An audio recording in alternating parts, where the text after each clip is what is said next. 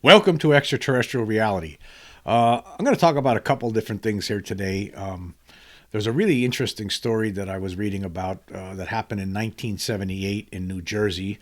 I'm going to go through that first. It's a very terrifying story, I think. It involves three boys who were boot skating in Montvale, New Jersey, back in 1978, January of 1978, and they saw a UFO, and then they saw some really strange creatures. I guess this is one of those cases again that goes to show that it's not just the little short gray aliens. It's not just insectoid praying mantis aliens. It's not just reptilians.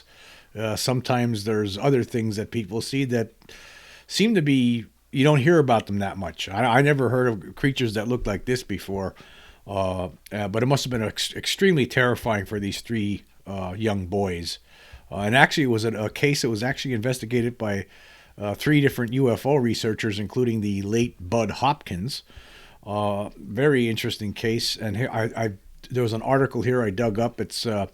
It was written by James Deem, James M. Deem, and this guy actually has some books, and he also has a website. I'll leave the link for this article so you can check the entire story out for yourself. But I find this one extremely interesting. Anyway, we're going to go through some of this article by James Deem. It says here, on January 31st, 1978, three young boys were boot skating on the ice-covered playing field of the Montvale Memorial Elementary School in Montvale, New Jersey. Eddie Hargrove, his brother Michael, and their friend John Cummings watched as a flying object approached and hovered overhead. Since it remained stationary for almost 5 minutes, the boys got a good look at the object. It was square with rounded corners and appeared to have a dome on top. It had a yellow light at each corner and a light underneath, which cast a red beam that stopped just short of the ground. Now that's interesting. A beam that stops before it hits the ground. What kind of light is that? And not only that, but this isn't your. It's no circular shaped object. Obviously, it's square shaped object. You don't usually hear that. Anyway, it says here, Eddie, Michael, and John quickly realized that they were seeing something strange. As the object moved away, they became frightened and ran to the dugout by the school's baseball diamond. By then, the object had disappeared. Before they could discuss what had happened, they noticed what looked like a man in a yellow jogging suit across the road from the field. Michael thought it was a neighbor who frequently jogged in the evening. He was soon to find out, however, that it was no guy he knew. Mr. Johnson, Michael called to the man, did you see that UFO? Immediately, the man turned toward the boys, and Michael gasped. The man was not Mr. Johnson. His head was shaped oddly and had a crease down the forehead. He looked more like a hawk than a man. Then, before he could answer, 10 other creatures, all in yellow jogging suits, joined him. Each one was bald and had large, dark, square places where his eyes should have been. Their skin was light yellow. They walked stiffly like Nazi soldiers, according to John. Have you heard of Hitler's army? John later asked the ufologist who interviewed him. You know how they walked kind of stiff with their arms straight? Well, that's how they looked.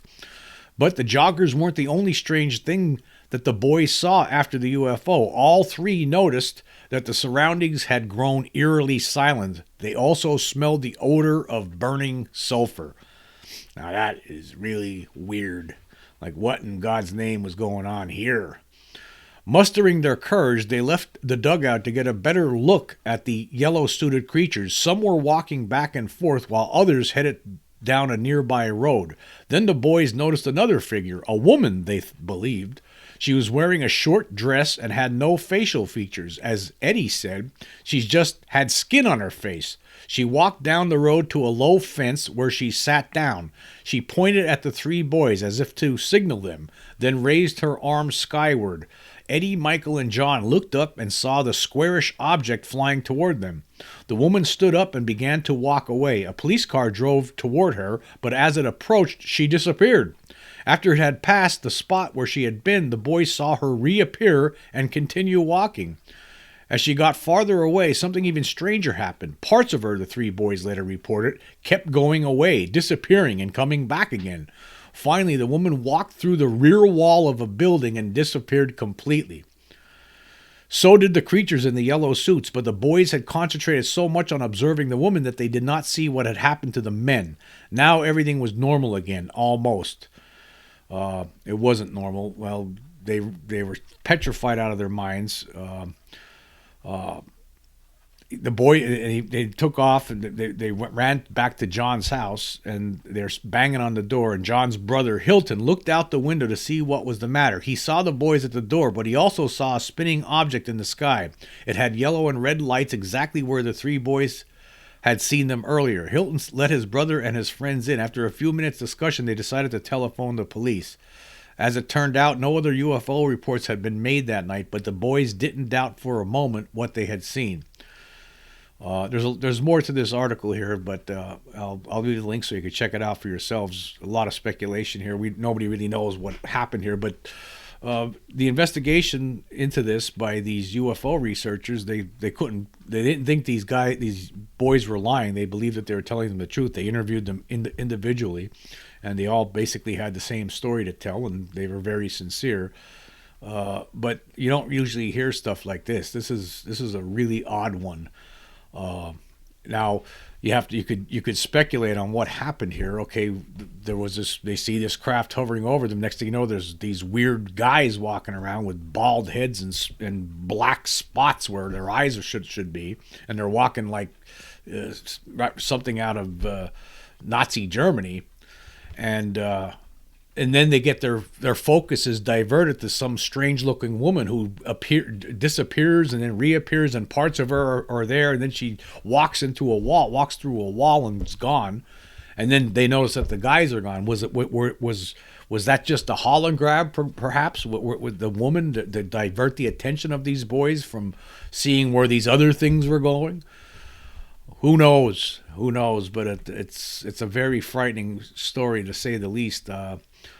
All we could do is speculate. I don't know if these kids, they probably about the same age as I am. I mean, they're three young boys. I would have been, in January 31st, 1978. I would have been 9 years old.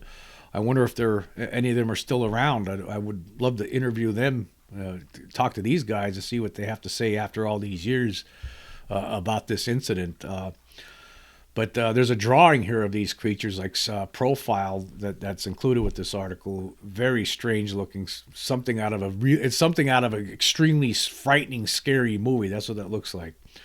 But you have to wonder what is going on here with these things. Okay, was the beam that they saw coming down from this craft? Was that how these beings got down to the field, and where were they going? What happened to them?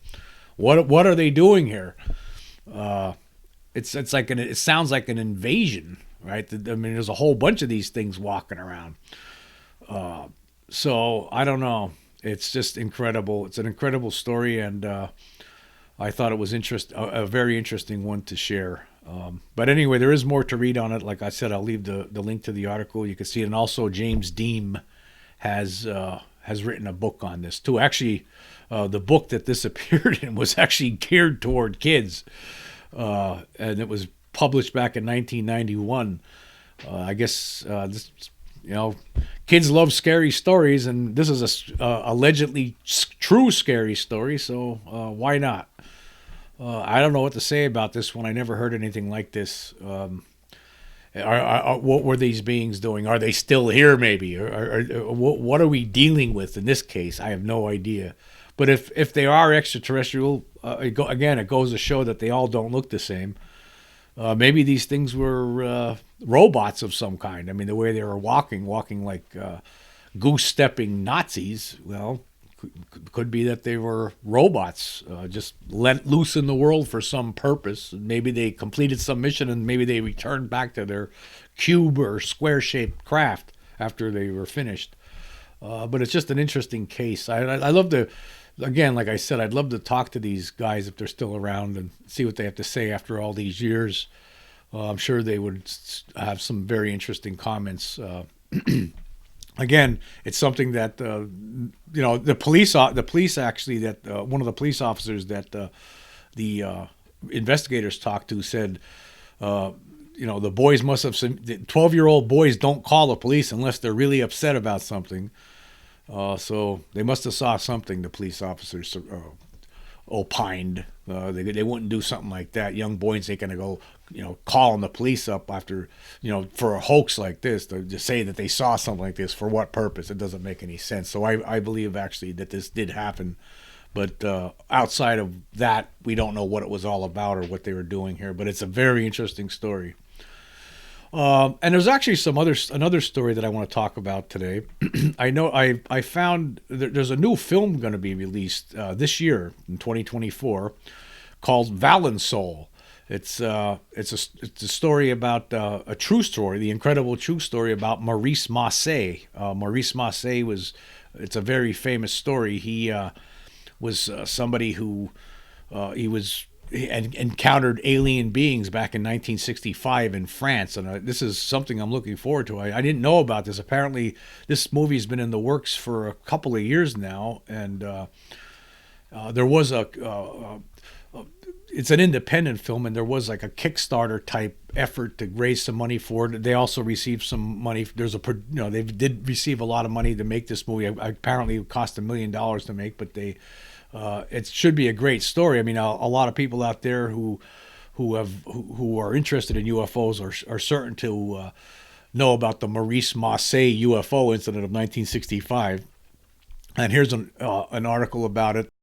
It says here, near the French village of Valensole, farmer Maurice Masse was smoking a cigarette just before starting work at 5:45 a.m. on July 1st, 1965, when an object came out of the sky and landed in a lavender field 200 feet away.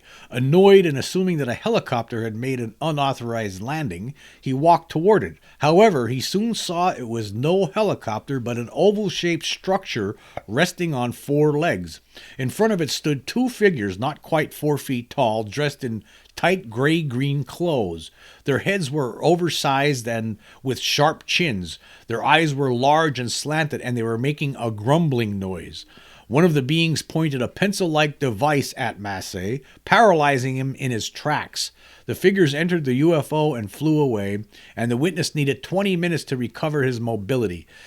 In its wake, the object left a deep hole and a moist area that soon hardened like concrete. Plants in the vicinity decayed, and analysis found a higher amount of calcium at the landing site than elsewhere. It says here the Valensole case is considered one of the classic UFO reports. Investigations by official and civilian agencies confirm Masse's sincerity and good character. Laboratory study of the affected soil and plants confirmed the occurrence of an unusual event.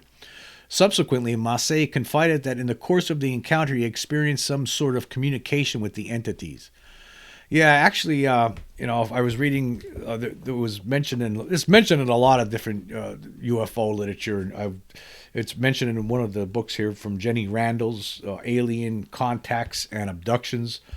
And apparently there was more to the story that he never told anyone, not even his wife. But it's going to be interesting to see this movie now. It's going to be, here, I'm going to look it up here. I have this was actually, this was a French article from hauteprovinceinfo.com. I had to translate it, so it's not, it won't be the article. I don't speak French. In fact, when I took French in high school, I did not do well. I did not do well in French, unfortunately. I had issues there, so I can't read French. But you could translate it with Google, and I did that. But it's not perfect. But it says here it's coming to the cinema, and I actually, if you go to their Facebook page for the director of this film, on his Facebook page, it says that it's supposed to come out this year sometime, but he doesn't know when. And but I will definitely, this is something that I'm sure everyone in the UFO community will be looking forward to. I'm surprised I didn't know about this before, but I'm glad to know that it's coming out now. It says here, in Valensole, even if they haven't known Maurice Masse, everyone knows his story. And then it goes on and tells the whole story. there was so much that after he told the story, he went and told this cafe owner. After this incident happened to him, he didn't want to tell anybody at first, but he did. He went and told his friend, this cafe owner, and that person went on and told the police about it. And then there was an investigation, and there was a big media frenzy. Everyone wanted to interview him back in 1965. I mean, the craft that he saw was very similar to the craft that Lonnie Zamora had seen just a year earlier in Socorro, New Mexico.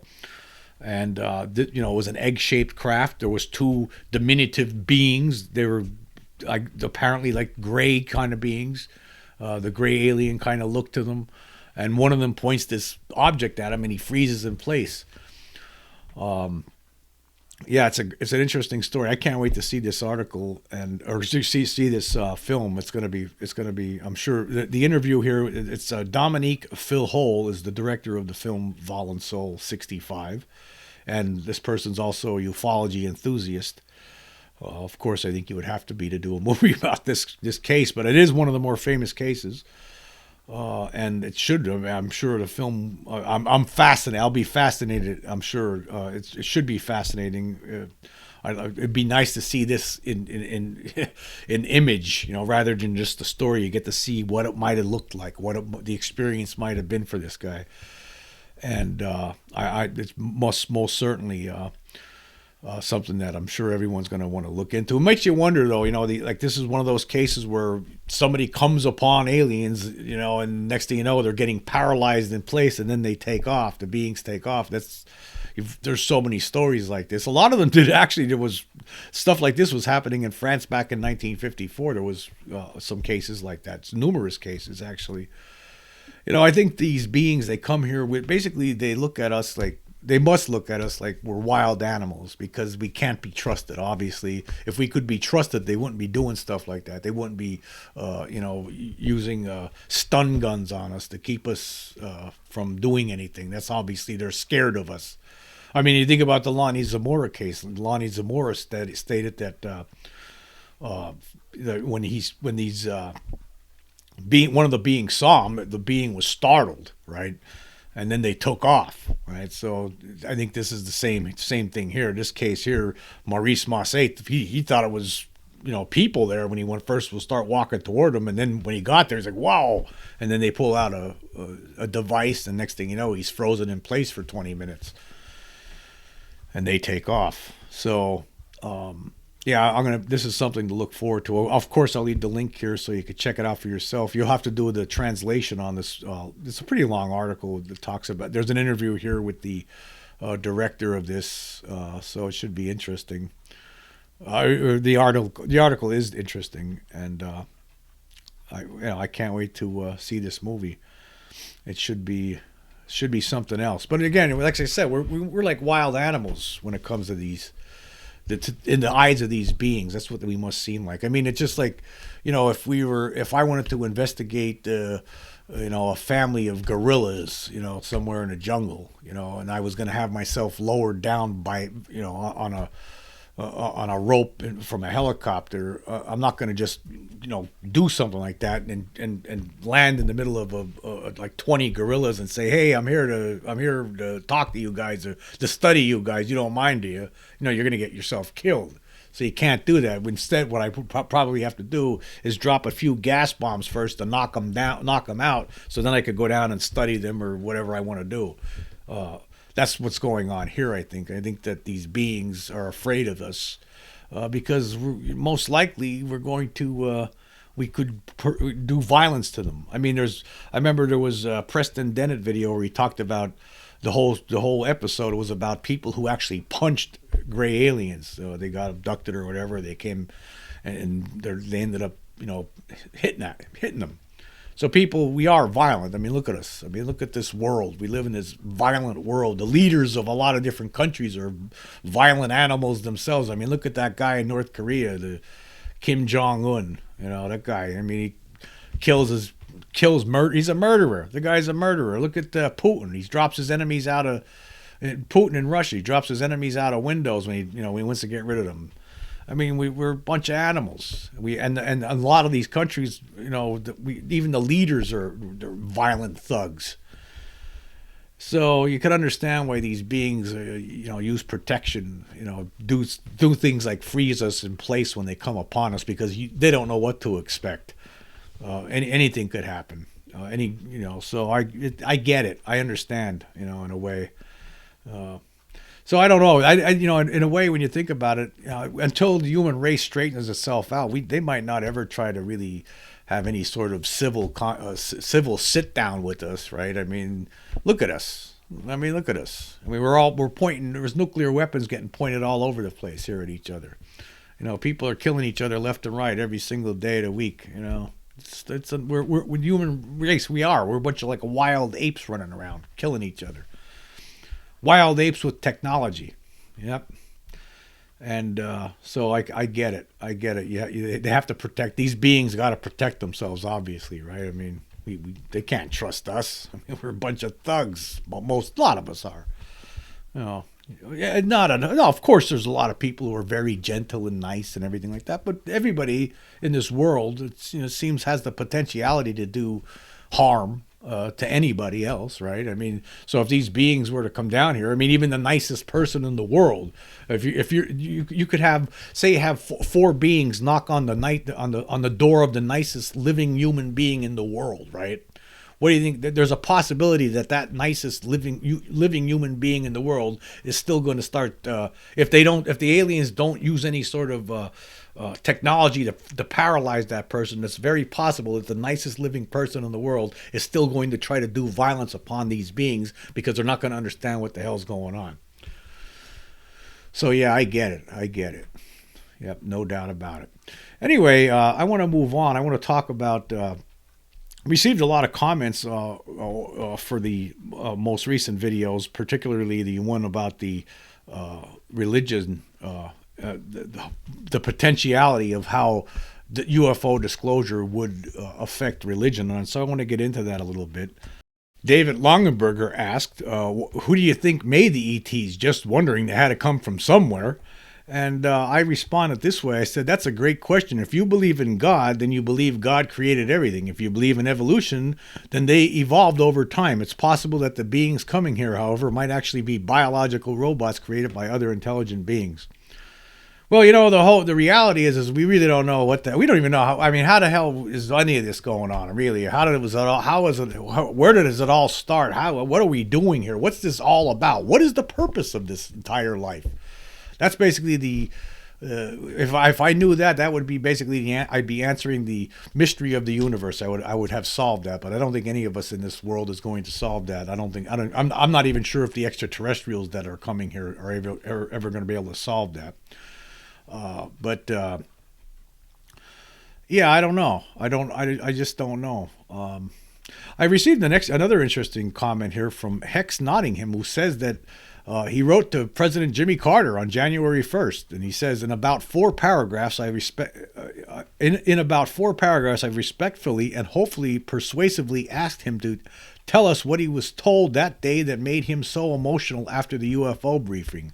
I told him that I think it's time to tell the world and that we have all been ready to listen to him. I am still waiting on a response and will post it along with my letter if I hear back from him. And he goes on to say, and I do not need to be told something silly like don't hold your breath. I've actually written to quite a few people that day. If anything, try to focus on sending positive reinforcement rather than dismissiveness. Well, I can't wait. I hope he does get back with you, Jimmy Carter. Yeah, Jimmy Carter, of course, I was talking about in that episode, I suggested what might have happened back in 1977 after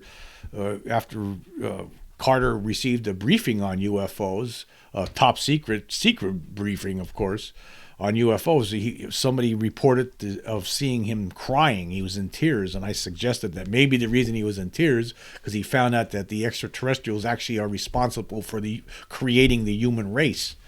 So maybe you will get an answer from Jimmy Carter. I hope you do. You ain't gonna find out unless you try. So you try. So maybe you will get a response. That would be nice. Jimmy Carter did say before he was president that he wanted to really open up the UFO files. It never really happened.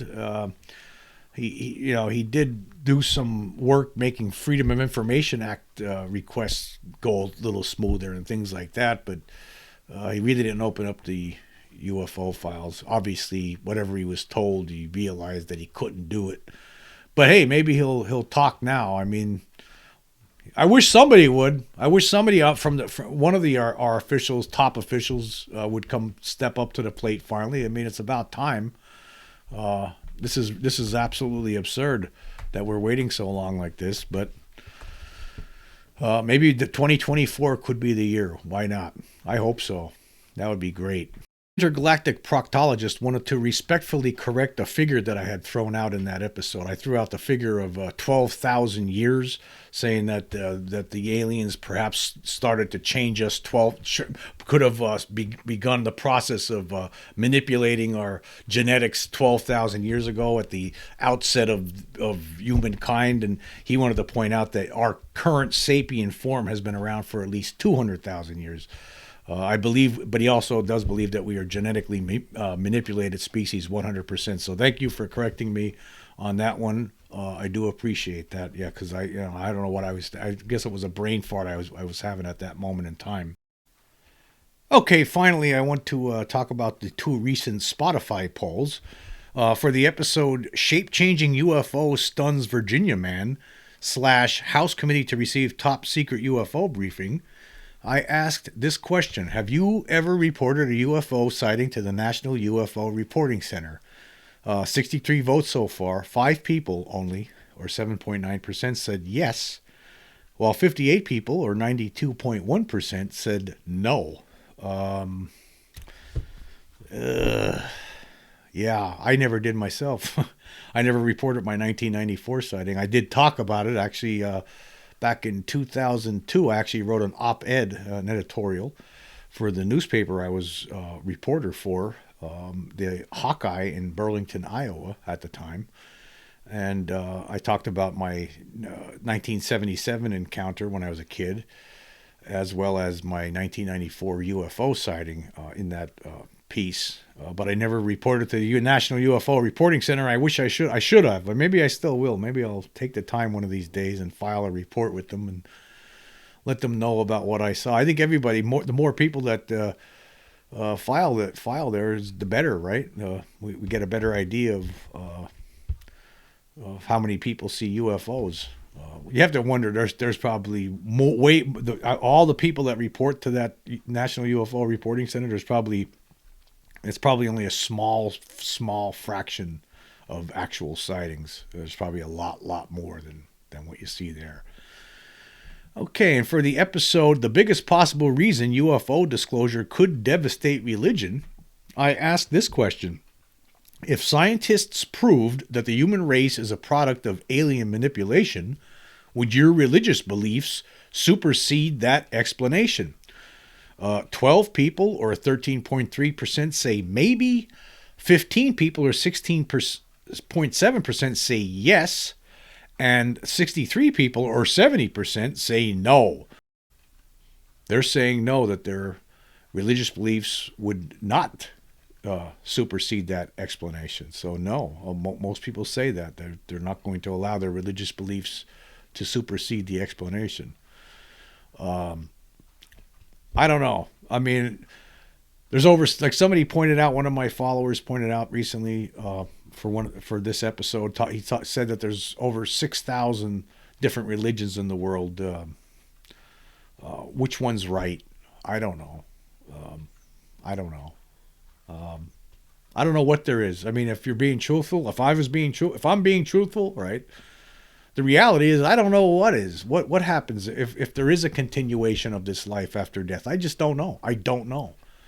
There's a lot of people in the UFO community who say that there is but I honestly, I don't know. I hope that there is. I don't know though. I just don't know. I don't know how it works. None of us do. I guess that's why we have religion, because we need something. We need it, but there's no other answers, so we all seek comfort in religion to give us that answer. And there's over 6,000 religions, and all of them, usually the adherents to these religions, all believe in that specific ideology of that specific religion. What is there? Are they all right? I mean, they can't be all right, right? I don't know. I just don't know what I don't know what to say about that. I don't know where I am with this. I don't know what happens after we die. I don't know. I don't know where this. How did this all start? Where did it all begin? I know scientists will tell you it was a Big Bang theory, but they're not even sure about that. And then creationists will tell you, well, it says in the Bible that God made all of this in 7 days, and that's it. I don't know. I don't know I don't know how we got here. I don't know what this is all about. I don't know what it all means. I just don't know. I'm just being truthful. I don't know. And that's where I'm at with it. What I do know, though, is that we're not the only intelligent beings in the universe, because there's beings that are coming here. As all these stories that we talk about on this podcast on a regular basis illustrate. That's the one thing I do know for sure. As for the rest of it, I don't know. I can't tell you. I just don't know the correct answer. Anyway, I want to say thank you all for joining me. Until next time.